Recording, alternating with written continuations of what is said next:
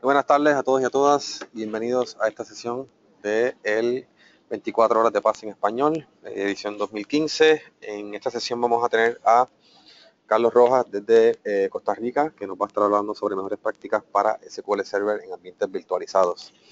Antes de comenzar con Carlos, les recordamos a nuestros auspiciadores de este evento, SQL Sentry, ProSite, Lichpin People y Microsoft por hacer este evento posible. De igual manera, también les recordamos que su participación en todas estas charlas será disponible para el sorteo que tendremos al final del evento. De igual manera, recordamos que este evento es coordinado por el capítulo global de paz en español, el cual tengo el honor de liderar, mi nombre es José Luis Rivera, y le invitamos a que nos acompañen periódicamente todos los miércoles a las 12 de mediodía, hora de Colombia, en los temas que tenemos todas las semanas. Sin más, los dejo con Carlos para la exposición del tema. Adelante, Carlos.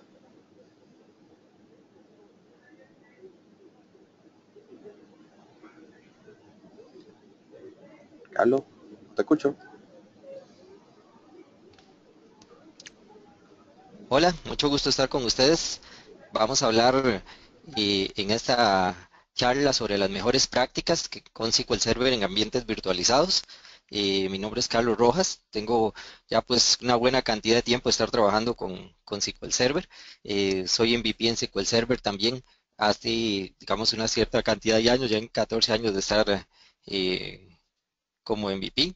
Pues normalmente lo que me desarrollo es llevando a cabo consultorías en diferentes países en SQL Server.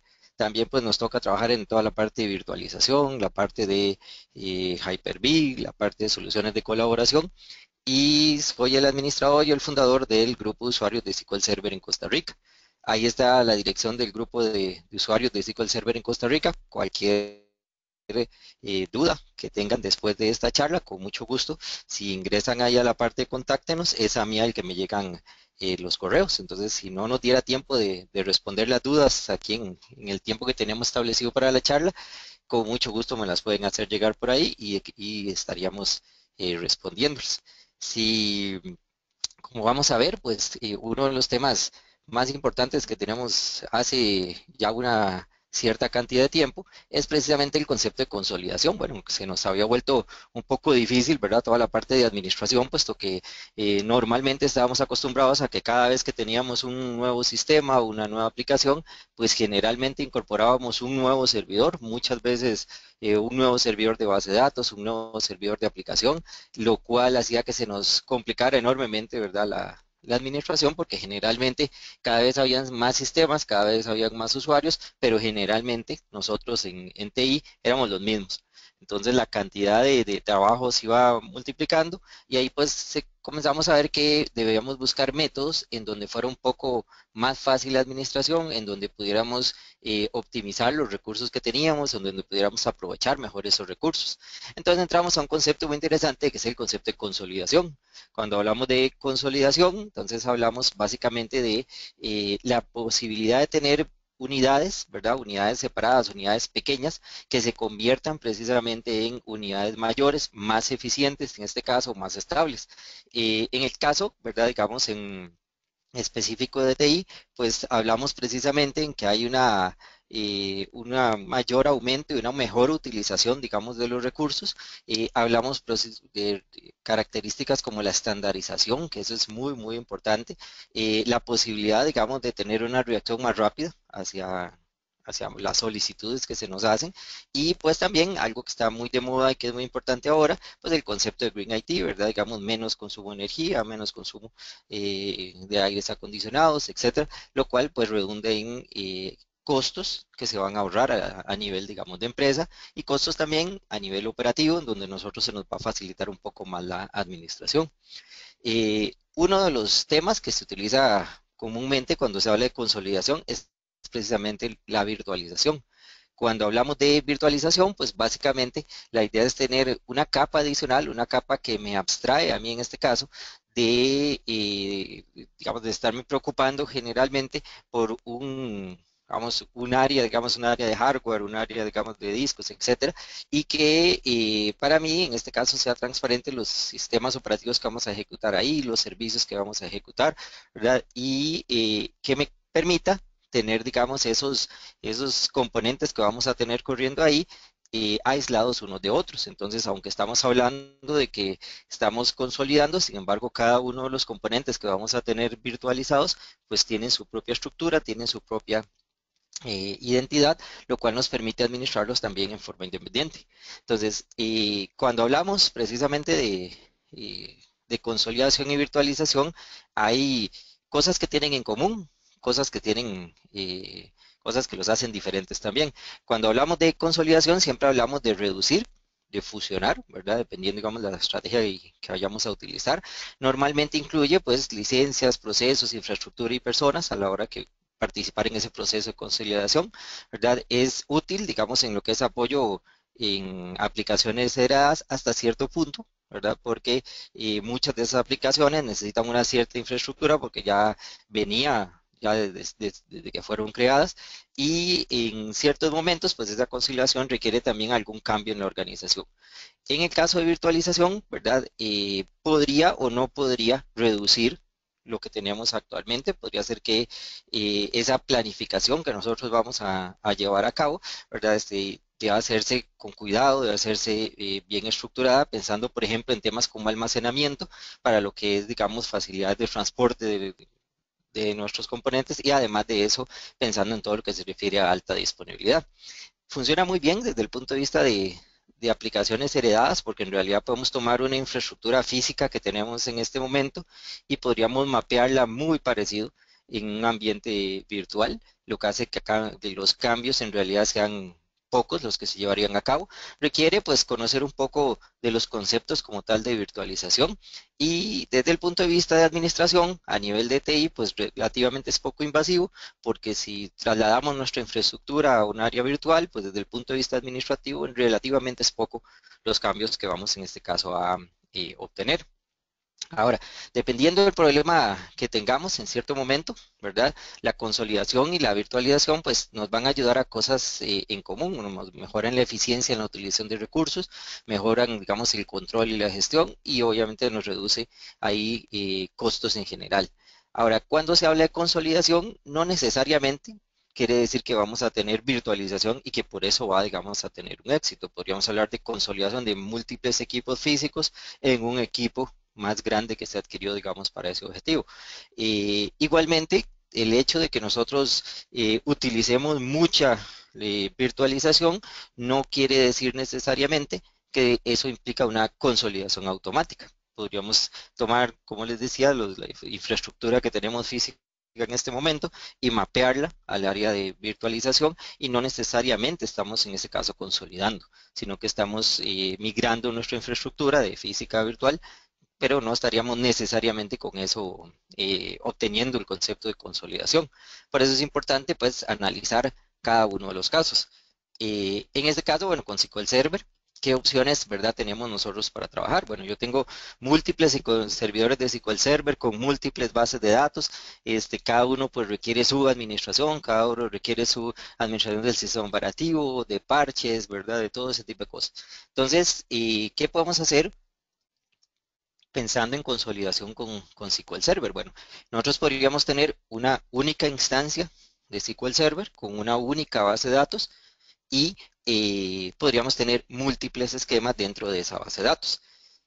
Por como son las organizaciones en general, eso es un poco difícil de lograr. La idea de tener una única base de datos para todos los temas con múltiples esquemas, pues suena muy bien. Sin embargo, ya en la vida es difícil, proyectos que arrancaron en diferentes momentos del tiempo, proyectos que son de diferentes departamentos, proyectos que por su naturaleza no se podían mezclar, digamos, con otros, ¿verdad? Entonces, es un poco difícil. Ahora, la oportunidad, ¿verdad? Digamos, de que se presenten conflictos, pues existe si todo está en una única instancia y una única base de datos. Y generalmente, digamos, lo que es la gestión y la seguridad, pues se superponen y pues es pocas veces que tal vez podemos recomendar una situación de ese tipo en nuestros ambientes. Ahora tenemos otras alternativas interesantes. Puedo tener un solo servidor, una única instancia, pero múltiples bases de datos dentro de ella. Este es uno de los más comunes, es la que muchas de la mayoría de las empresas, ¿verdad? Tienen. Tengo mi servidor, tengo mi instancia y tengo mis diferentes bases de datos. Entonces, es muy bueno desde el punto de vista que tenemos aprovechamiento de ese servidor como tal. Podemos llegar a aislar ciertos recursos con herramientas como el Resource Governor. También podemos aislar, por ejemplo, digamos, la parte de seguridad utilizando encriptamiento, utilizando Transparent Data Encryption, digamos, para cada una de las bases de datos, ¿verdad? Podría ser que a la hora de que estamos hablando de una única instancia se presenten algunos conflictos, por ejemplo, con los inicios de sesión, ¿verdad? Con los logins podríamos tener algún problema. Y tenemos detallitos importantes como que al tener una única instancia, pues sí estamos compartiendo ciertas cosas, ¿verdad? Estamos compartiendo el mismo MSDB, estamos compartiendo el mismo TMDB, estamos compartiendo el mismo master. Entonces es detalles que nosotros podríamos ahí tomar en cuenta. Otra posibilidad que está bastante de moda ahora es la posibilidad de tener un solo servidor y que ese servidor tenga múltiples instancias. Ventajas que tiene es que yo puedo administrar y controlar los recursos por cada una de las instancias. Yo puedo decirle pues cuánta memoria utilizar, cuántos procesadores digamos utilizar. Tiene un buen aislamiento a nivel de seguridad, ya que cada instancia tiene su propio máster, tiene su propio sistema de seguridad. Podríamos hacer, ¿verdad? Donde hay aplicaciones que utilizan Windows Authentication, que es lo recomendado, pero todavía tenemos aplicaciones heredadas que utilizan SQL Server Authentication. Entonces podríamos aislar las bases de datos que necesiten en ese caso SQL Server Authentication en una instancia y separarla de las otras bases de datos que sí pueden utilizar Windows Authentication. Sería una opción bastante, ¿verdad? Útil cuando tenemos múltiples sistemas ahí de seguridad. Es poco los problemas de nombres porque cada instancia tiene su nombre, tiene sus logins por separado, tiene su master, tiene su TNDB por separado, entonces tiene no es poco común que vayamos a tener algún conflicto de ese tipo.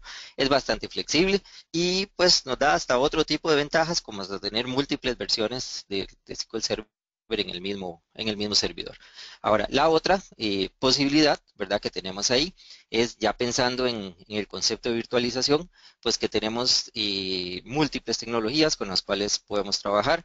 Tenemos cosas interesantes como que cuando hablamos de virtualización podríamos tener opciones de alta disponibilidad que tal vez no es tan sencillo tener cuando hablamos en servidores independientes. Si nosotros vemos los recursos de los servidores de SQL Server, pues generalmente están un poco subutilizados. La parte de procesador, por ejemplo, es muy común y ahí podríamos aprovechar al máximo esos recursos teniendo múltiples máquinas virtuales en ese servidor. Eh, Muy importante, pues uno de los objetivos principales es tener menos equipos físicos que administrar. Podemos tener dos, tres, cuatro servidores de virtualización con una muy buena capacidad, con un almacenamiento externo y reduciríamos, por ejemplo, 15 servidores físicos que teníamos originalmente. La cantidad de instancias, digamos que de SQL Server, en este caso, no necesariamente se reduce, porque si lo analizamos, podría ser que tengamos pues una máquina virtual para cada una de las diferentes aplicaciones que tenemos en la empresa. Mucha gente prefiere separar, por ejemplo, tener el CRM en un servidor de base de datos, tener el ERP en otro, ¿verdad? Tener su sistema de facturación, tener su sistema, ¿verdad? De recursos humanos, etcétera, por separado. Por lo tanto, no necesariamente en este esquema de un solo servidor y varias máquinas virtuales podría disminuir la cantidad de instancias a administrar, pero sí definitivamente la cantidad de equipos físicos. Cuando hablamos entonces de virtualización, pues básicamente son eh, ventajas que todos pues ya hemos escuchado por ahí, el consolidar servidores, el tener una serie de equipos probablemente hasta viejos que tenemos por ahí que hasta nos podrían generar algún problema, equipos que tal vez no tienen un sistema de alta disponibilidad como tal. Entonces, pues si pensamos en que tengo que cambiar 5, 6, 8 equipos físicos, pues ahí es donde entra el concepto de consolidación y decimos, bueno, podríamos comprar dos buenos servidores, tomar esos 8 servidores que íbamos a cambiar y más bien consolidarlos en esos dos servidores, que es muy importante. Bueno, mejor uso de recursos, ahí podemos aprovechar toda la capacidad de procesamiento, toda la capacidad de memoria, toda la capacidad de I/O que esos servidores tengan. La continuidad, eso como les comentaba es muy importante. El poner en alta disponibilidad un, un solo servidor de base de datos no es tan sencillo. Si tengo 10 servidores de base de datos, tampoco es tan sencillo. Si analizamos la parte de virtualización, entonces podemos cambiar un poco ese esquema y pensamos en tener un clúster de máquinas virtuales donde ya solo el hecho de tener ese clúster de máquinas virtuales nos está dando continuidad, nos está dando alta disponibilidad, lo cual es excelente. Y la otra parte es la flexibilidad, ¿verdad? El implementar un servidor nuevo físico, pues lleva su cierta cantidad de tiempo, lleva a analizar si la cantidad de energía que tenemos en el centro de cómputo nos va a alcanzar, si es necesario ampliar la capacidad energética, etcétera. Por lo tanto, si lo vemos desde el punto de vista virtual, bueno, me solicitan un nuevo servidor, en realidad es una máquina virtual más que iría dentro de ese servidor o ese clúster de servidores. La cantidad de tiempo de implementación, trabajando el concepto de plantillas, pues es muchísimo menor, ¿verdad? Que una implementación física como tal. Otra de las cosas que es muy importante en la virtualización es cuando hay cargas de trabajo que son poco comunes. Si estamos hablando de, por ejemplo, una empresa como una universidad que 2, 3 veces al año, 4 veces al año tienen el periodo de matrícula, en ese momento de carga en donde todos los estudiantes van y registran sus cursos, etcétera, necesitaríamos más capacidad en nuestro servidor, ya sea de base de datos o de aplicación. Si fueran físicos, pues eso no es nada sencillo, ¿verdad? O sea, pensar en ponerle más memoria, más procesador a un equipo físico. Si es virtual, nosotros podríamos optar porque en el periodo de matrícula, por ejemplo, de esa universidad, aumentamos la memoria de los servidores virtuales, aumentamos la cantidad de procesadores de los servidores virtuales, pasa el proceso de matrícula como tal y podríamos recuperar esos recursos para asignárselo a otras aplicaciones que ya en el periodo normal de uso sí necesitan esos recursos, lo cual esa flexibilidad de ampliar o quitar o poner recursos en caliente, digamos, en muchas ocasiones, es una gran opción que tenemos cuando hablamos de virtualización. Entonces, en general, ¿verdad? Que estamos hablando, bueno, una relativamente rápida recuperación en caso de desastres. Vean que en el caso de Hyper-V, que por lo menos es la tecnología que yo he trabajado todos estos años bastante, usted puede respaldar esa máquina virtual y el proceso en realidad es tener otro equipo que tenga Windows Server. Ahí instalo Hyper-V, copio la máquina virtual, la levanto y está trabajando. Entonces, el caso de recuperación de desastres es bastante rápido. Si vemos ya Hyper-V y vemos las nuevas características que tiene, como el Hyper-V réplica, pues mejor todavía, en donde puedo tener que él solito se encargue de estar replicando las máquinas virtuales a un centro alterno, por ejemplo. Bueno, implementación más rápida, reducción del tiempo al sustituir servidores físicos. Tenemos herramientas como el System Center, el Virtual Machine Manager, que nos permite convertir equipos físicos a virtuales y varias herramientas que hay también hay en el mercado, ¿verdad? Ambientes de prueba muy rápidos de implementar, consolidación.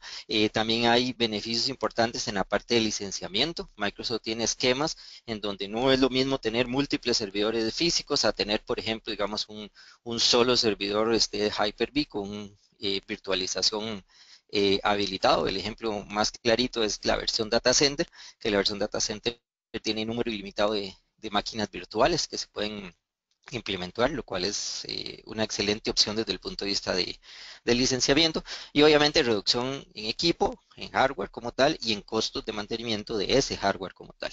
Entonces, detalles que son importantes comentarles, consideraciones a nivel de seguridad, ¿verdad? Como tal, bueno, lo que es, digamos, auditorías, lo que es encriptamiento, se puede lograr muchas veces tanto en ambientes de virtualización como en ambientes en donde tenemos múltiples instancias como a nivel de base de datos. Entonces depende mucho de qué es lo que queremos nosotros ejecutar, ¿verdad? Por ejemplo, si nosotros queremos aislamiento de logins a nivel, ¿verdad? De Windows, aislamiento de logins a nivel de SQL Server, bueno, digamos, en ambientes virtualizados, de fijo lo tenemos, son máquinas virtuales en este caso diferentes, ¿verdad? Si lo vemos a nivel de instancia, sí tenemos esa separación, pero por ejemplo, digamos, si lo vemos a nivel de base de datos, pues ahí no tenemos una sola instancia con múltiples bases de datos, pues los logins ahí sí comparten entre ellos. Eh, Tenemos opciones como el encriptamiento transparente, eso lo podemos lograr, ¿verdad? También, tanto a nivel de virtualización, de instancias, como de bases de datos. Por lo tanto, entonces, en temas de seguridad, pues y la parte de virtualización e instancias pues son bastante parecidos y tal vez el que es un poquito más limitado, ¿verdad? La parte de base de datos, pero también les reitero, depende pues el nivel de seguridad que queramos obtener, depende el área que queramos enfocarnos. En la parte de alta disponibilidad y recuperación de desastres, ¿verdad? Entonces, igual cuando hablamos de virtualización, mira, yo quiero que si este servidor falla, automáticamente el servidor virtual falla, se pase a otro servidor físico y siga trabajando, ¿verdad? Entonces, aquí, por ejemplo, en virtualización tenemos algo que es el Live Migration, que es la posibilidad de, ¿verdad? Digamos que el servidor pase hacia otro nodo del clúster, si estamos hablando en este caso de clúster, entonces pase automáticamente a otro nodo sin que necesariamente los usuarios se desconecten o tengan, digamos, en ese caso que reconectarse. A nivel de instancia podemos lograrlo, digamos, y de hecho el punto sería que más bien las aplicaciones en el Connection Timeout tengan contemplado la posibilidad de que si tenemos mirroring, que si tenemos cluster, pues hay un lapso de tiempo mientras nos está pasando esa instancia, está pasando, ¿verdad? Ese mirror hacia a otro servidor, es básicamente tomarlo en cuenta, ¿verdad? A nivel de stream de conexión de nuestras aplicaciones. Cuando hablamos también de clustering, bueno, lo podemos tener tanto a nivel de instancia como virtualización, de log shipping, de mirroring y de always on. Entonces, dependiendo, ¿verdad? Digamos, el nivel de seguridad y el nivel de recuperación que podamos necesitar, pues cualquiera de las tres opciones nos quedaría bastante bien. En lo que es aislamiento de recursos, ¿verdad? Entonces, si yo quisiera tener un aislamiento, digamos, de TMDB, entonces, pues en virtualización ya lo tengo implícito, en instancias también lo tengo como tal, ya a nivel de bases de datos no, porque todas comparten en ese caso ese TMDB. Si yo quiero poner límites, por ejemplo, digamos, a nivel de virtualización instancia, a nivel de CPU, de memoria, sí lo podemos hacer, a nivel de base de datos no necesariamente. Podríamos hacer, si tenemos nuestras aplicaciones configuradas, pues utilizar el Resource Governor y ahí sí te hacer una distribución de recursos también de memoria y procesador a nivel puede ser por usuario, puede ser por nombre de aplicación. Y ya digamos otras características como agregar, digamos, memoria en caliente, CPU en caliente, ¿verdad? Digamos que dependería pues también mucho del hardware que nosotros ahí tengamos. Luego hablamos, digamos, a nivel de administración, ¿verdad? Digamos, poder administrarlo todo de un único punto. Si yo necesito, digamos, instalar SQL servers, digamos, múltiples veces, pues ahí dependería a nivel de base de datos, no, a nivel, digamos, de instancias, pues sí lo ocuparíamos. Si utilizamos virtualización, podríamos tener una plantilla y utilizar esa plantilla, lo cual nos ahorraría bastante tiempo, ¿verdad? Entonces son opciones que tenemos también desde el punto de vista de administración. Entonces, recomendaciones un poquito más enfocadas, digamos, por área. Bueno, desde el punto de vista general para virtualización, bueno, pruebe las aplicaciones, ¿verdad? Digamos, si usan un nivel intensivo de red, por ejemplo, aquí es muy importante lo que se llama el SLA, ¿verdad? Digamos, el nivel de servicio que nosotros queremos brindar, ¿verdad? Cuánto es aceptable para nosotros que esté fuera en un momento dado la aplicación, siempre va a ser lo menos posible, definitivamente. Utilizar multipath, que es la característica de que tener múltiples caminos, múltiples áreas por donde yo pueda llegar precisamente, digamos, a mi almacenamiento. Utilizar que los discos virtuales que sean tipo SCSI para todo lo que es tipos de discos de datos de SQL Server, donde vamos a tener nuestros datos, nuestros logs, nuestro TNDB, esos discos que entonces sean tipo SCSI. No utilizar preferiblemente los discos de las máquinas virtuales sobre discos encriptados o discos comprimidos, eso pues nos va a afectar también a nivel de rendimiento. Todas los archivos como tal de las máquinas virtuales, excluirlos del escaneo del antivirus, ya que van a ser accesados múltiples veces en forma interna y para el antivirus se va a ver como un acceso más, entonces excluir esas carpetas donde están nuestras máquinas virtuales es muy importante. En Hyper-V, bueno, tenemos la posibilidad de utilizar el SLAT, que es una característica de los procesadores Intel y AMD, que hacen que tenga mucho menos overhead, digamos, los hypervisors, las herramientas de virtualización. Entonces, desde el punto de vista del servidor donde va a correr nuestro Hyper-V, ese servidor físico donde va a estar ejecutándose. Recomendaciones, reservarle por lo menos 2 gigas de memoria al sistema operativo del Hyper-V como tal. En muchas ocasiones, pues sumamos las máquinas virtuales, ¿verdad? Y lo calculamos que si tenemos 32 gigas de RAM disponibles, son esos 32 gigas los que deberíamos utilizar. Aquí la recomendación es no, que sumemos nuestras máquinas virtuales y que máximo, ojalá utilicemos 30 gigas de memoria y le dejemos 2, por ejemplo, en este caso al sistema operativo. Eso es muy, muy importante. Eh, Recuerden que aunque las máquinas virtuales por sí solas son independientes, se están ejecutando independiente, al fin y al cabo sí se están ejecutando sobre el Hyper-V. Entonces, ese servidor de Hyper-V requiere pues tener una cierta cantidad de memoria para él mismo poderse administrar eficientemente. Muy importante, digamos, un punto relevante para ustedes es la aplicación de parches, ¿verdad? Aquí tenemos la opción del Windows Server Core, que es menos la cantidad de parches que requiere, digamos, como tal, y menos eh, posibilidades de reinicio. Este es importantísimo. Bueno, cuando yo voy a administrar mi servidor de Hyper-V, preferiblemente debo tener una buena cantidad de tarjetas de red disponibles y Microsoft recomienda precisamente que una de esas tarjetas de red sea dedicada precisamente con fines administrativos para no competir con la carga que están llevando a cabo cada una de las máquinas virtuales. Normalmente no administra el servidor físicamente en el servidor, utiliza una consola remota, ¿verdad? Y cuando estamos hablando de procesos fuertes como lo que es el Live Migration, que es mover una máquina de un servidor a otro, utilizar redes, tarjetas de red, ¿verdad? De 1 gigabit o superior. Lo ideal, ¿verdad? Es que haya una tarjeta de red dedicada precisamente solo para llevar a cabo lo que se refiere a Live Migration. Luego hablamos un poquito, digamos, de recomendaciones, digamos, a nivel de LUN. Lo ideal es que nosotros, si vamos a utilizar un SAN, ese SAN tenga por separado precisamente un LUN para el sistema operativo del servidor de Hyper-V como tal y un LUNS por separado para los servidores de las máquinas virtuales. Eso es muy importante. Eso nos da una posibilidad de distribuir la carga y evitar de que si todos están en el mismo LUN existan cuellos de botella a nivel de I/O. Recomendaciones, pues a nivel de rendimiento, pues el RAID 0+1, que es el que nos da pues el mejor pues rendimiento posible y también pues da un excelente nivel de protección.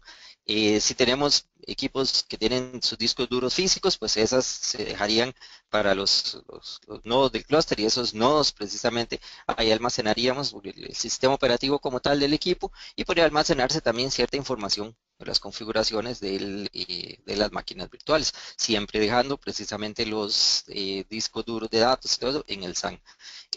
Preferiblemente no estar ejecutando en el servidor de Hyper-V otras aplicaciones, que no sea el servidor de Hyper-V más el servidor de DNS más el servidor de HCP, sino que específicamente sea el servidor de virtualización.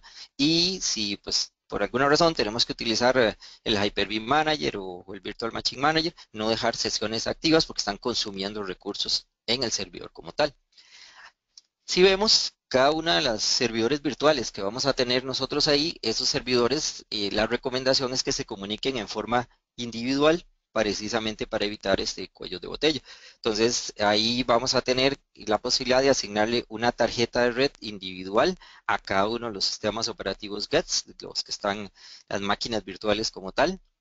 Siempre que vamos a utilizar para SQL Server discos de datos, disco de logs, disco de TMDB, asignárselo como discos tipo SCSI, instalar los Integration Services de Hyper-V, que son las herramientas que hacen que se comunique más eficientemente el servidor con el hypervisor como tal.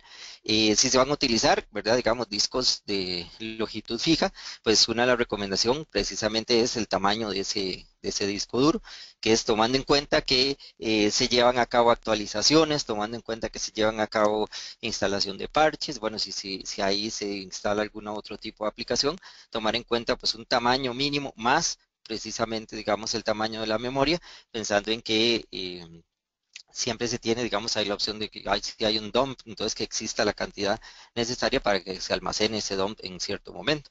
Y para archivos adicionales, bueno, ¿cuánto ocuparía la instalación de SQL Server, de Exchange, de SharePoint, de cualquier otro producto, digamos, que vayamos a instalar ahí? Entonces, desde el punto de vista de los discos, ¿verdad? En las versiones ya 2012 tenemos dos posibilidades. De hecho, tenemos discos VHD y tenemos discos VHDX. Los VHDX están más mejores desde el punto de vista de rendimiento y son mejores también desde el punto de vista de susceptibilidad a fallos. Entonces la recomendación es siempre que podamos es utilizar discos VHDX.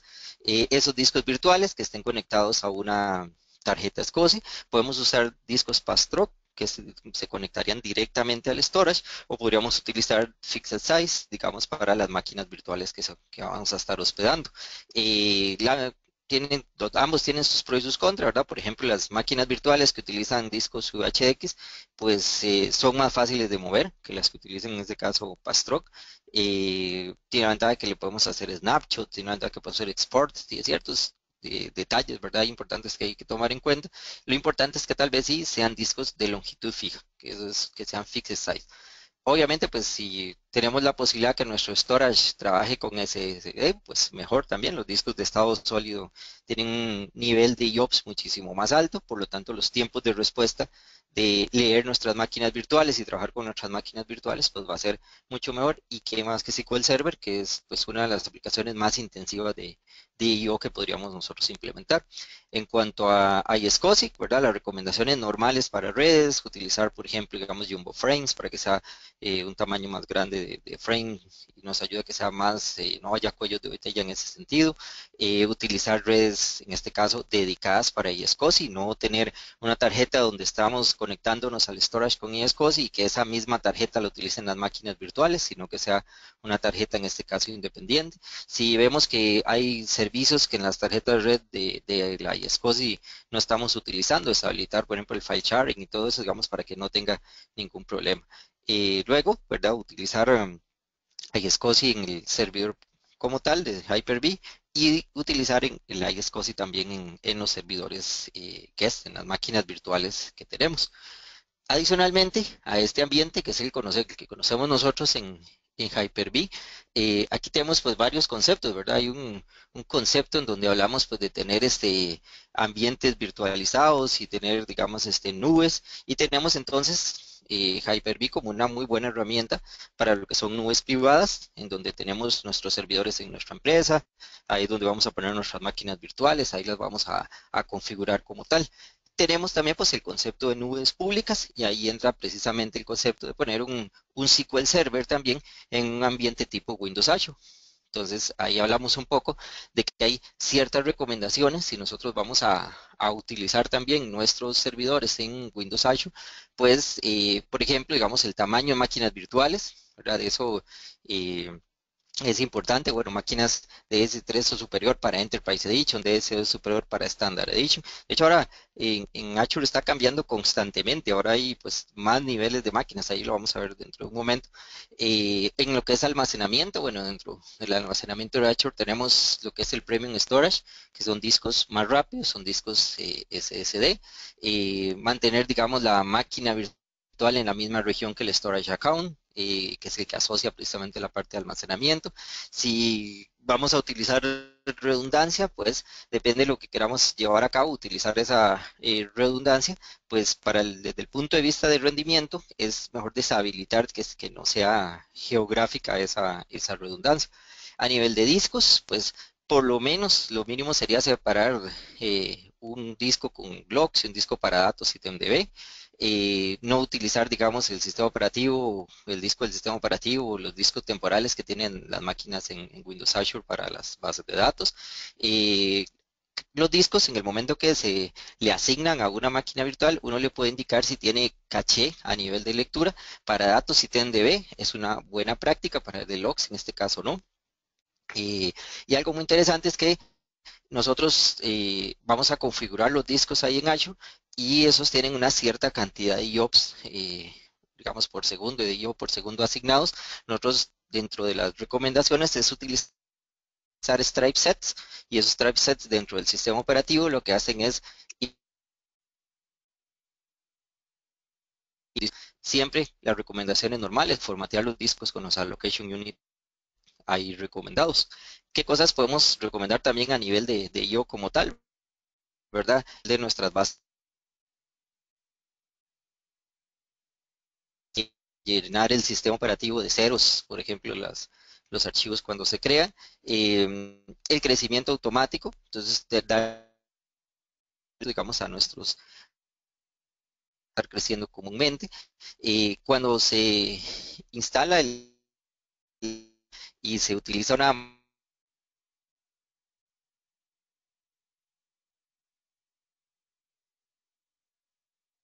los archivos ahí en C, ¿verdad? Entonces mover más bien, digamos, esos archivos a discos, igual, digamos, el archivo de log también ahí, y configurar pues para que el SQL Server sepa que cuando va a crear base de datos, pues lo haga ya en estos archivos de datos, sino en el default, que en este caso es este C. Entonces, vamos a conversar un poquito, digamos, vamos a hacer varios ejemplos de esos más adelante. Cuando vamos a llevar a cabo una implementación virtualizada, pues a veces cuesta un poquito determinar cuáles de mis servidores son susceptibles a virtualizar, cómo debería ser, qué características deberían tener. Hay una herramienta muy buena que tiene Microsoft que se llama MAP. El MAP es una herramienta que, entre otras cosas, realiza un inventario de los entornos que nosotros tenemos y nos permite instalar digamos, nos permite visualizar cuál es los diferentes hardware que tenemos en nuestros equipos, las características, y algo muy importante es que permite hacer un análisis del comportamiento y del uso de los servidores. Eh, en la mayoría de lugares que a mí me ha tocado llegar a hacer implementación de este tipo, pues se tiene el concepto de que para virtualizar yo lo que tengo que tener es exactamente eh, la misma cantidad de recursos que tengo en el equipo físico, lo debería poner en el virtual. Eh, Algo muy interesante es que nos hemos encontrado que tal vez en el 90% de las ocasiones ejecutamos el map y nos damos cuenta que los equipos físicos que se tienen trabajando en realidad están subutilizados y que a la hora de pensar en virtualización podrían requerir menos recursos de los que tal vez teníamos nosotros implementados en el momento, digamos, de hacerlo físico, la implementación. Esta herramienta nos va a ayudar precisamente a eso. Vamos a ejecutarla, dejamos la herramienta ejecutándose una semana, 2 semanas, eso nos va a dar una estadística y un promedio excelente del uso de los recursos a nivel de ese servidor, tanto en memoria, CPU y OPS. Entonces, si no estamos seguros, digamos, qué podríamos virtualizar o no estamos seguros cuáles serían los requisitos o las características ideales de esa virtualización, esta herramienta sería una excelente opción para ayudarles a tomar estas decisiones. Entonces, vamos a hablar ahí de diferente. En este equipo, bueno, yo tengo un Hyper-V. Este Hyper-V, que es con la herramienta que normalmente pues yo trabajo, pues es el que me permite tener implementadas las diferentes máquinas virtuales. Es el motor, es el hypervisor que Microsoft tiene en los diferentes Windows Server. Y ahora pues también los tenemos en Windows 8, en Windows 10 también disponible. En nuestro caso, pues, ¿qué consideraciones importantes debemos tomar en cuenta? Bueno, después de implementar precisamente nuestro Hyper-V, tenemos áreas aquí, digamos, como el Virtual Switch Manager. Este Virtual Switch Manager lo que me va a permitir a mí es tomar diferentes tarjetas de red que yo tengo en mi equipo y asociárselas a Hyper-V para poder asociar precisamente esos Virtual Switch Manager a las diferentes máquinas virtuales que yo tengo. Hablábamos que preferiblemente la recomendación, ¿verdad? Es que si voy a tener múltiples servidores ejecutándose que van a ser accesados por una cantidad grande e importante de usuarios, entonces que lo ideal es que cada uno tuviera una tarjeta de red asociada en forma individual.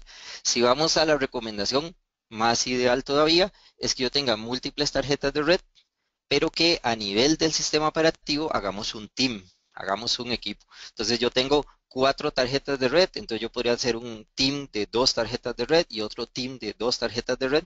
Eso tiene la ventaja de que estamos dándole pues el doble, en este caso de ancho de banda para trabajar, y además de eso estamos pensando en alta disponibilidad.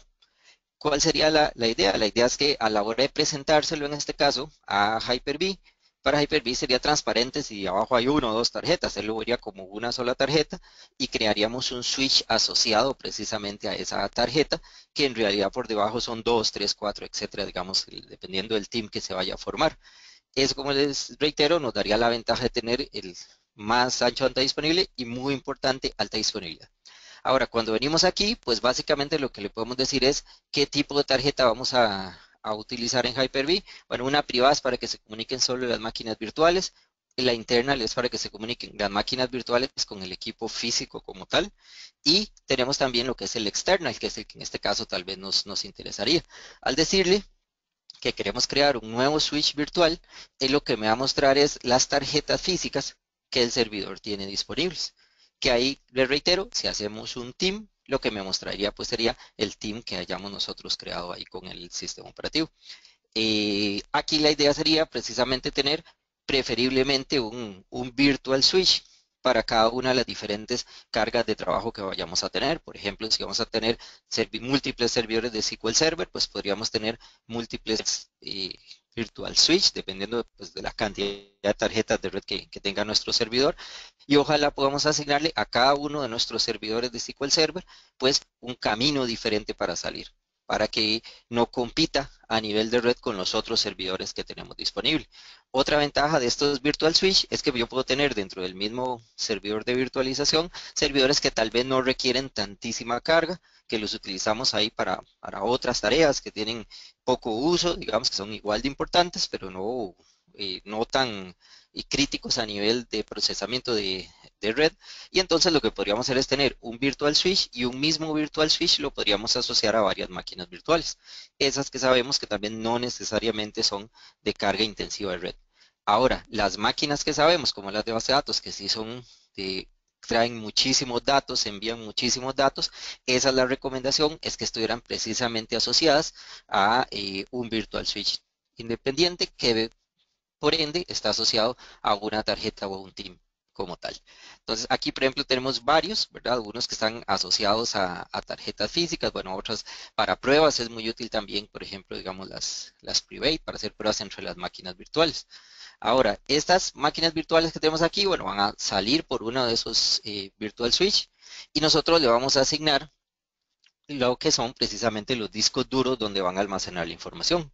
Entonces, aquí nosotros vamos a ver que a la hora de indicarle que queremos generar un nuevo disco duro, vamos a tener aquí tres opciones como tal. El VHD, que es el que teníamos en versiones anteriores, son las primeras versiones de discos duros virtuales. Bueno, ese soporta hasta 2 teras, hasta 2040 gigas. eh, es el que venía desde Windows Server 2008, ¿verdad? Que teníamos las primeras versiones de Hyper-V. Sin embargo, bueno, a partir de Windows Server 2011 tenemos algo que es los VHDX. Este básicamente tiene dos diferencias, digamos. Uno es que soporta ya discos de hasta 64 terabytes de tamaño, y adicionalmente, ¿verdad? Digamos que es más consistente en si hubiera algún problema de fallos, si hubiera alguna caída del servidor, son más resistentes, por decirlo, digamos así, a un fallo de ese tipo. Este formato, ¿verdad? No existe de Windows 2012, Windows 2008 para atrás. Entonces, pues es un factor a tomar en cuenta. Si yo todavía tengo servidores de Hyper-V de 2008, pues el tipo de disco sería mejor VHD por si necesitáramos migrarlo en algún momento. Si hagamos que son de 2012 en adelante, pues lo ideal sería hacerlo con VHDX. Ahora, dentro de los tipos de discos como tal, tenemos tres posibilidades, que es el que el disco se expanda dinámicamente, que es conforme se le va cargando datos, lo vaya generando, y tenemos el disco de longitud fija. En este caso, lo ideal para SQL Server es que siempre lo hagamos como disco de longitud fija. Entonces, por ejemplo, si nosotros vamos a tener ahí un disco precisamente para datos, ahí está la ruta, bueno, donde van a quedar los discos duros como tal. Este sería, ¿verdad? Si nosotros le indicamos un disco de longitud fija, ese disco va a tener el tamaño, voy a decirle aquí, eh, le voy a poner muy pequeñito, más que todo porque dura un ratito en el proceso ahí de creación. Una de las diferencias que vamos a ver aquí es que cuando yo creo un disco de este tipo, él sí va a utilizar todo el espacio que nosotros le dijimos en el momento, digamos, de la creación. Entonces, si yo le digo que es un disco duro de 20 gigas, de 100 gigas, de 800 gigas, de 300 gigas, ese es el espacio físico que ese disco va a utilizar. Por lo tanto, es un factor que es importante tomar en cuenta. Normalmente, la mínima distribución posible que nosotros le diríamos, ¿verdad? En este caso es un disco para cada una de las áreas de SQL Server. Un disco para datos, un disco para logs, un disco para TMDB y un disco para backups. En este caso, la recomendación para el disco de datos, para el disco de logs, para el disco de TMDB, ¿cuál sería? Bueno, sería que lo dejemos siempre en longitud fija, que eso es muy importante. Entonces, ese disco, digamos este de longitud fija, tiene la ventaja de que tiene preseleccionado, preapartado el espacio, entonces tiene pues menos fragmentación y tiene menos overhead a la hora de rendimiento porque no tiene que estar creciendo conforme le van a llegar los datos. Sin embargo, podría haber otro tipo de discos que sería interesante analizar, ¿verdad? Cómo dejarlo en forma dinámica, como por ejemplo el disco de respaldos. El disco de respaldos puede ser que no necesariamente queramos que esté ya preasignado ese espacio. Este yo le puedo decir que es de 20 gigas, digamos, sin ningún problema, porque él no va a utilizar exactamente ese espacio. Entonces ven que aquí, digamos, en esta carpeta de discos duros, están los discos que se acaban de crear. La diferencia que podemos observar importante, básicamente es esto, ¿verdad? Que el disco que pusimos de longitud fija, pues ya está ocupando ese espacio físico como tal, vean que es 1 giga cada uno, mientras que el disco de respaldos como tal, lo que está ocupando es apenas 4096 KB, porque es de longitud dinámica. Después de eso, ¿qué necesitamos? Bueno, necesitamos una máquina virtual. Entonces vamos a decirle que este servidor que vamos a tener acá va a estar almacenado en esta ruta. Y ese servidor como tal, ¿de qué tipo va a ser? Bueno, para sistemas operativos de 32 bits y anteriores también de 64, se utiliza lo que es la generación 1, es de versiones 2008, digamos de Hyper-V, y está la generación 2, que es cuando ya se quiere utilizar Windows Server 2012, Windows Server 2012 R2, quiere instalar un Windows 8, digamos también ahí. Entonces, ya que son las nuevas, digamos, el recomendado, porque ya trae todas las nuevas características de virtualización. Esto es muy importante desde el punto de vista de servidores para SQL Server. Vamos a quitarle este check. No queremos que use memoria dinámica, sino que la recomendación para SQL Server es que los servidores de SQL Server siempre estén de memoria fija, no sean en este caso de memoria dinámica.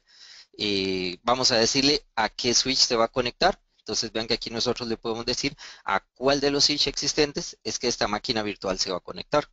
Él nos va a decir que necesita un disco duro para el sistema operativo y entonces él crea este 127 gigas, digamos, el sistema operativo luego.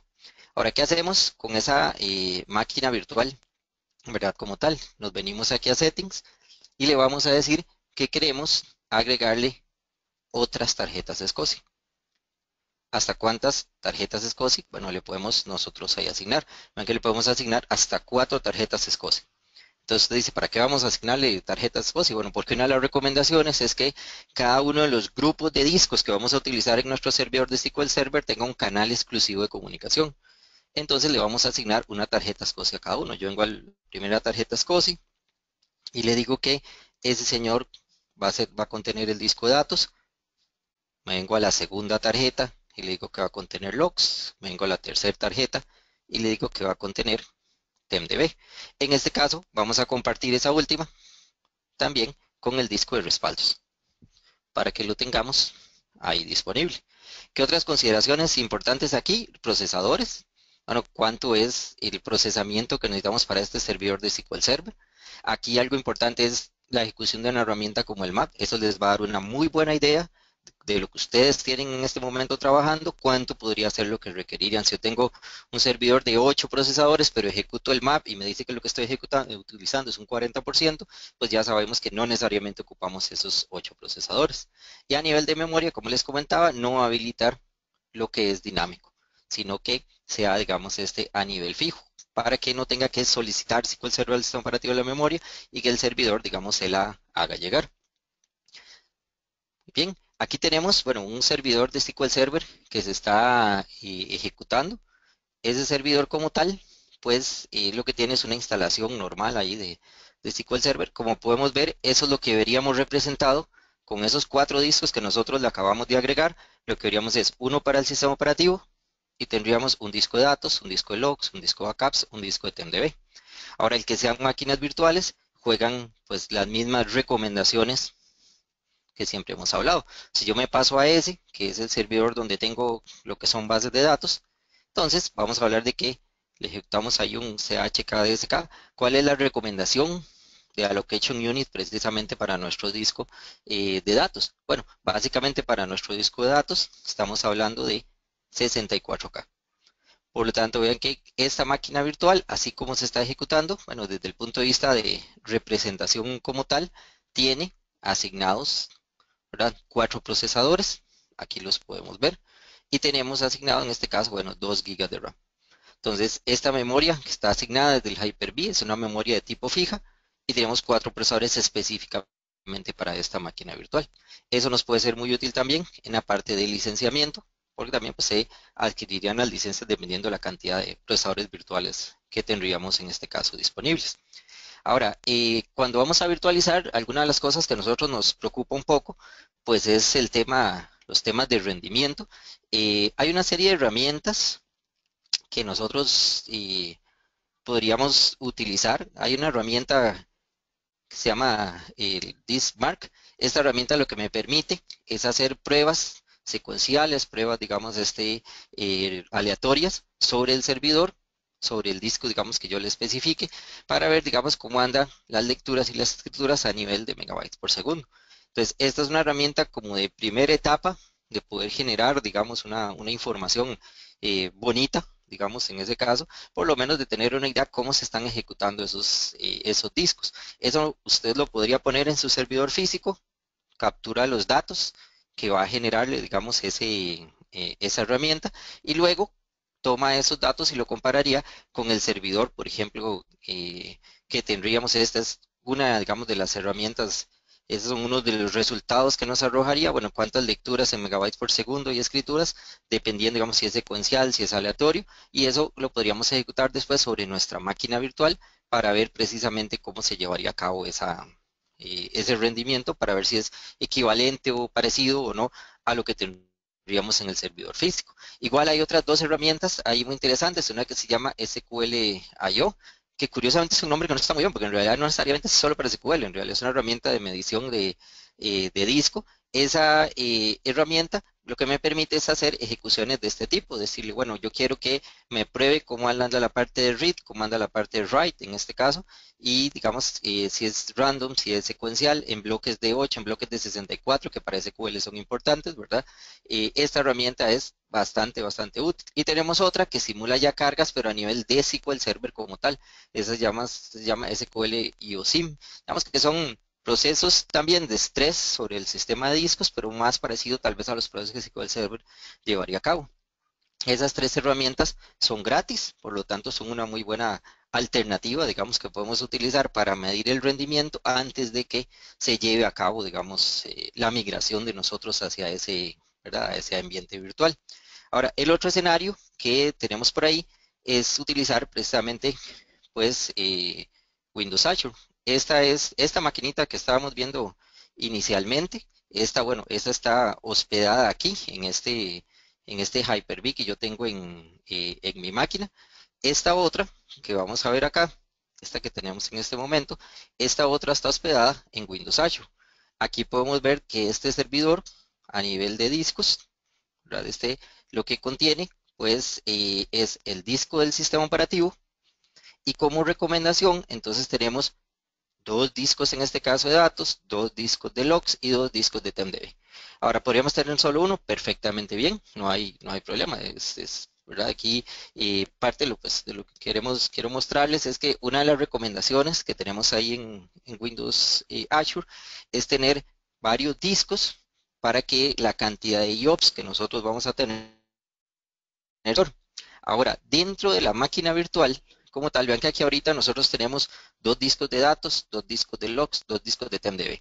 Si yo me voy en este caso a la máquina virtual, ahorita lo que yo tengo aquí representado es mi sistema operativo, es un servidor de SQL Server y tengo un almacenamiento temporal que lo traen todas las máquinas de Windows Azure, y tenemos un área aquí de datos, pero vean que se ve como uno solo. Aquí yo tengo 2 discos duros para datos, pero desde el punto de vista del servidor se ve como uno solo. Y no tengo más discos, cuando tengo también discos para logs y discos para TMDB. Dentro de las recomendaciones, los de datos y los de TMDB tienen el caching habilitado, los de logs no tienen, en este caso, el caching habilitado. Yo vengo acá al Server Manager y me voy a la parte de almacenamiento. Y en Windows Server 2012 tenemos algo que se llaman los storage pool. Entonces, lo que vamos a hacer es generar un nuevo storage pool. Vamos a decirle que esto es el disco de logs. Digamos, ahorita ya tenemos uno ahí, que es el disco de datos de SQL. Este vamos a decirle que es el disco de SQL de logs. Y le vamos a decir cuál de los discos están representados. Si ustedes ven acá, digamos, yo tengo los de logs, son de 512 gigas, los de TMD en este caso son de 128. Vamos a decirle en este señor que estos dos discos, que son los dos que yo tengo asignados para logs, van a formar parte de ese storage pool. Él crea, digamos, un objeto, en este caso tipo storage pool, y le voy a decir que quiero crear de una vez un disco duro virtual. Entonces él me dice, bueno, con ese storage pool que usted tiene ahí disponible, que ahorita tiene una capacidad de 1023 gigas enteras, digamos, ahí tenemos disponible. Entonces vamos a decirle que este es el disco para logs. Ese disco para logs, él me dice, bueno, lo quiere usted simple, lo quiere, digamos, en espejo, ¿verdad? Lo quiere con paridad, que es el tipo RAID 5, tipo RAID 1, y en este caso un stripe set sin paridad, que sería tomar todos los datos y distribuirlos a través de esos discos. ¿Por qué tal vez no necesariamente hacemos aquí un mirror? Bueno, porque en realidad ya el storage premium que tenemos aquí asignado en Azure, estos discos ya están como tal, de hecho, en alta disponibilidad. Adicionalmente, hay unas características en Azure que se llaman los availability sets, que también pues podemos aumentar también ese nivel de alta disponibilidad como tal. Voy a decirle en este caso que es simple, le voy a decir que es de tamaño fijo y me dice cuánto tamaño quiere asignar. Le voy a decir que todo, el espacio total, digamos, del área de logs. Entonces, lo que me va a generar es un disco duro virtual y aprovechamos y de una vez en este caso generamos un volumen. Entonces voy a decirle que todo, que el tera completo lo vamos a utilizar, que como este es para logs, va a ser L. Y en este caso no vamos a cambiarle la location unit. Si este fuera el disco de datos, recuerden que le vamos a decir que entonces esté en 64K. El logs normalmente, digamos, no está en 64. Aunque también aquí en las máquinas virtuales, digamos de Azure, parte también de la recomendación es que podría estar también en 64K. Y vean que entonces aquí yo le digo que va a quedar, digamos, como L. De ahí en adelante, nosotros lo que tenemos es, ¿verdad?, la posibilidad de tener una unidad más, digamos, con la cual podemos nosotros trabajar.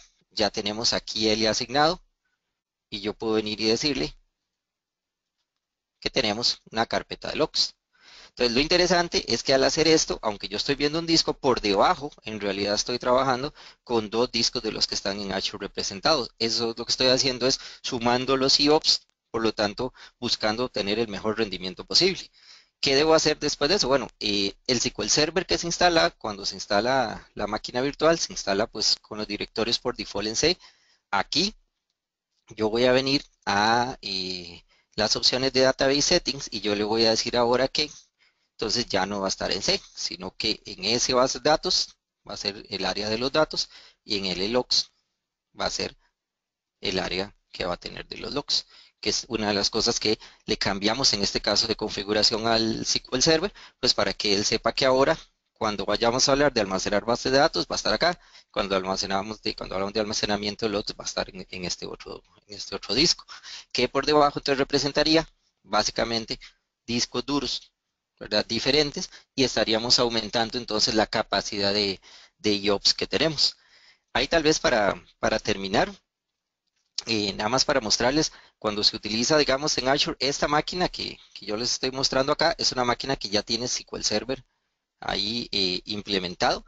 Cuando yo le digo que quiero yo agregar una máquina virtual, esa máquina virtual, digamos, hay diferentes tipos de máquinas que se pueden utilizar. Una de las máquinas que podemos utilizar es esta que es un servidor de SQL Server. Al decirle que es un servidor de SQL Server, él me dice, bueno, esa máquina ya va a traer implementado SQL Server. ¿Qué es lo que usted necesita? Bueno, mira, yo lo que necesito es un SQL Server 2012 Enterprise sobre un Windows Server 2012 R2. Aquí me dice, lo quiero en modo clásico o en modo, digamos, Resource Manager. Entonces, que es tener agrupados los diferentes componentes de una solución completa que yo tengo dentro de un objeto ahí en Azure para más facilidad de administración. Entonces, aquí ven que él me va a solicitar, por ejemplo, bueno, un nombre para la máquina, me va a solicitar un nombre, digamos un password, y luego, digamos, yo le voy a especificar cuál es, digamos, el tipo de máquina virtual que vamos a utilizar. Entonces, aquí yo le puedo decir si utiliza, digamos, un resource group o si utiliza uno de los que ya está, digamos, ahí existente. Y le digo dónde lo voy a ubicar dentro de las áreas que tiene Microsoft. En este caso, vean que, digamos, dice Central USA. Yo le puedo decir diferentes ubicaciones geográficas. Pues aquí pensaríamos que, pues, si está más cerca de donde nosotros estamos, pues mejor, ¿verdad? Digamos, en este caso. Y aquí tal vez mostrarles nada más las características de las máquinas que tendríamos ahí disponibles. Aquí vean que hay un DS13, DS14, aquí podemos ver un montón de máquinas más, ¿verdad? Dice, bueno, cuántos core, digamos, va a tener, cuántos gigabytes de memoria va a contener ese servidor. Y algo muy importante para nosotros en SQL es esta área que dice discos de datos. Los data disk son precisamente los discos donde pondríamos nosotros la información de SQL Server. Entonces, vean que aquí este va a tener la posibilidad de tener 16 discos de datos, este 32, este 16 tiene, son discos, digamos, en este caso SSD, y pues la recomendación es que sea Premium Disk, o sea que el storage que se va a utilizar sea Premium Storage. Entonces ven que ahí yo selecciono la máquina y adicionalmente, entonces lo que voy a hacer es decirle, por ejemplo, en la parte de storage, ¿verdad? Si es Premium es estándar, Premium es el recomendado desde el punto de vista, en este caso de rendimiento, le puedo configurar, digamos, la red, le puedo configurar, digamos, el IP que va a tener asignado, y esa es la máquina que nosotros crearíamos en este caso con estas características. Adicionalmente, lo que él va a hacer es instalarme el Windows, configurarme la máquina, dejármela activa y de una vez va a traer SQL Server implementado, la versión que nosotros le especificamos al inicio. Entonces, eso es parte, digamos, de las opciones, ¿verdad?, interesantes que tenemos. Y ese concepto, como les decía también, de los grupos de recursos, también muy interesante, porque precisamente es una de las formas en que se agruparía toda una solución de nuestra empresa y para que sea más fácil administrarla, moverla si fuera el caso. Entonces es una de las opciones que tenemos ahora interesantes. Aquí podemos ver los diferentes, digamos, recursos que tenemos asignados, ¿verdad? Y podemos agregar, si fuera el caso, digamos, más recursos. Entonces nuestra máquina virtual, digamos, que tenemos es esta que estábamos viendo hace un ratito. Esa es la que tiene asignado los diferentes discos y que nosotros lo que hicimos pues para aumentar la capacidad de IOPS, entonces fue a través de los storage pools del sistema operativo, unir precisamente, digamos, esos discos duros. Entonces nos da un excelente, digamos, comportamiento desde el punto de vista de rendimiento y pues igualmente para que usted lo pueda probar, pues entonces utiliza esas tres herramientitas que comentábamos hace un rato, pues para que usted pruebe los IOPS y vea que pues le da el rendimiento que usted esperaría para poder migrar sus servidores, si fueran físicos, a un ambiente, en este caso, virtualizado. Entonces vean que aquí hemos visto dos posibilidades. En una red privada utilizaríamos entonces Hyper-V con sus diferentes ahí recomendaciones, y si quisiera utilizar redes públicas, pues entonces también estamos hablando de un servidor, en este caso en Windows Azure. Eso era lo que teníamos planeado para mostrarles, para que nos tuviéramos una idea, pues, de cuáles son las recomendaciones generales, ¿verdad?, que podemos tener desde el punto de vista de un SQL Server, ya no en nuestros servidores físicos que estamos muy acostumbrados, sino en un ambiente virtualizado. De hecho, en mi caso, yo tengo ya, no sé, una buena cantidad de tiempo en donde es de los 50 servidores que puedo haber implementado, uno es físico. El resto, por todas estas ventajas que hemos hablado, definitivamente que están virtualizados, ya que funcionan muy bien, el rendimiento es excelente, la facilidad de administración y el ahorro de recursos es súper importante. Entonces, no sé si habrá, digamos, nos da tiempo para alguna preguntita. Don José, estaba por ahí. Sí, estamos un poquito pasados de tiempo, pero vamos a contestar una o dos. Y si nos puedes recordarle el correo electrónico, Carlos, para la gente que tenga más preguntas. Ajá, voy a poner por acá. Esta es la dirección del grupo de usuarios de SQL de Costa Rica. Si gustan pueden ingresar ahí en Contáctenos, es a mí al que me llegan los correos. Ahí con mucho gusto los estaríamos respondiendo todas las duditas que tengan de lo que hemos conversado hoy. Ok, te paso una primera de Lucas Fernández. Dice, en el caso que yo tenga montado un clúster de Hyper-V con ambos nodos activo-activo y que las VM se muevan dependiendo del consumo de lo pue- que lo pueda hacer mediante aprovisionamiento de discos SCSI, LUMS. No está muy clara la pregunta, pero no sé si la entendió. Y sí, ya bueno, dos cosas. Una, si es un clúster de servidores, una de las cosas que hay que tomar en cuenta es la memoria.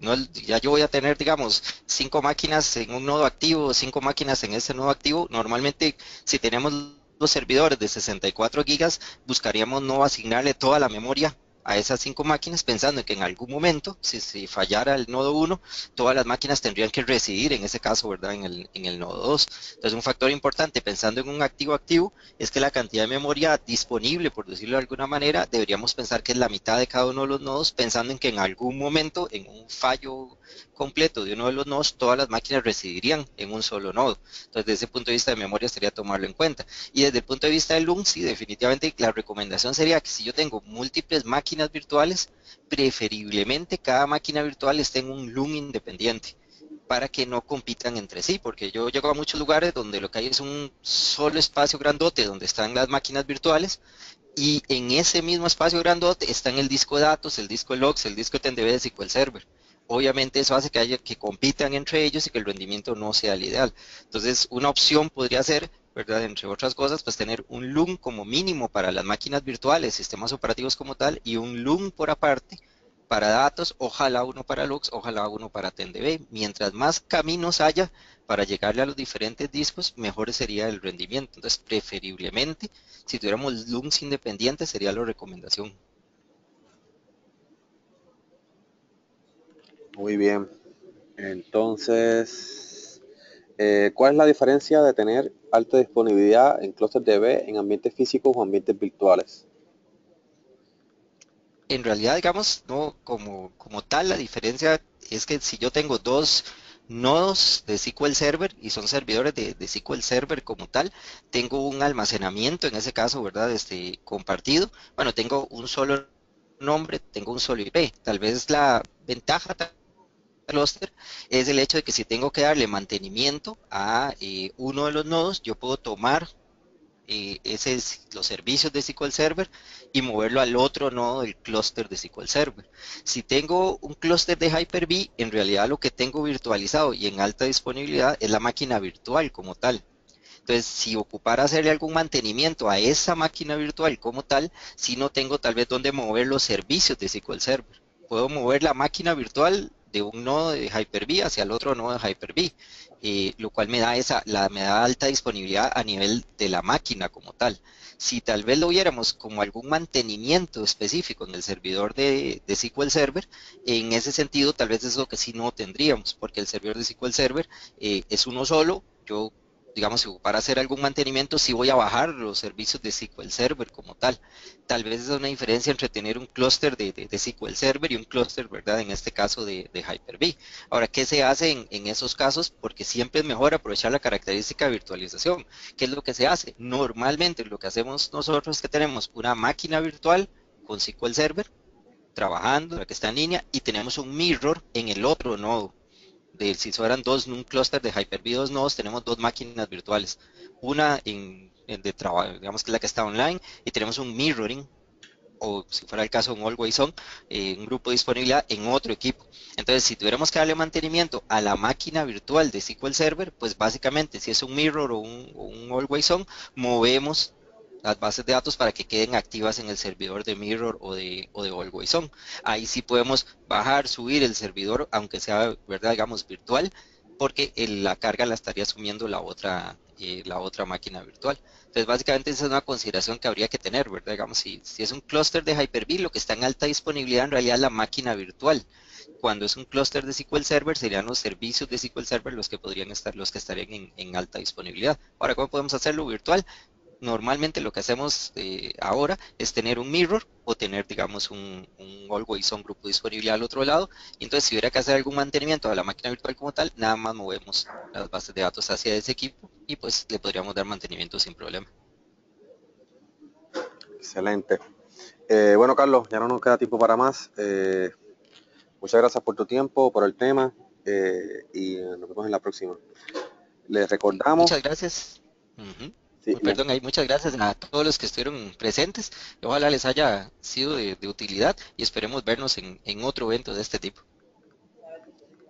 excelente. Les recordamos que en estos momentos ya empezó el tema de Rafael Salas sobre SSIS, prácticas de TTL con SSIS. Y en la siguiente hora también tendremos a Guillermo Taylor, que nos va a estar hablando sobre escenarios de análisis de datos con Power BI, Power BI Query, y también un poco sobre Power BI y DataSet. Así que los esperamos en la charla que empieza en estos momentos, que ya está empezando, y en la próxima hora la charla de Power BI. Sin más, los dejo hasta, hasta la próxima. Muchas gracias, Carlos. Buenas tardes.